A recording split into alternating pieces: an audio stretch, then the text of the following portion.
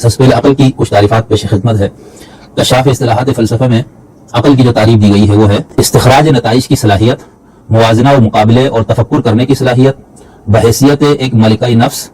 ذہن، ارادہ، وجدان، احساس اور حسیت سے مختلف، یعنی بحیثیت ملکہ نفس جو لفظ عقل ہے یہ ذہن، ارادہ، وجدان، احساس اور حسیت سے ایک مختلف چیز ہوگی۔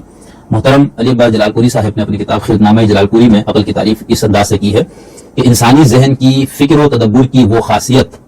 انسانی ذہن کی فکر و تدبر کی وہ خاصیت جو اسے حیوانات سے ممتاز کرتی ہے اور اس میں خود شعوری پیدا کرتی ہے، تو یہ ان کے نزدیک عقل کی تعریف ہے۔ تہذیب العقائد میں لکھا ہے کہ وہ نفس کی ایک قوت ہے جس کی وجہ سے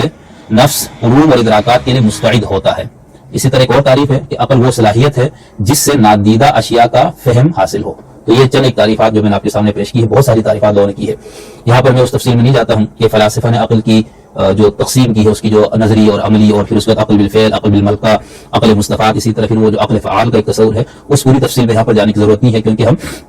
عقل بطور ذریعہ علم پہ گفتگو کر رہے ہیں تو میں محدود وہیں تک اپنے آپ کو رکھوں گا۔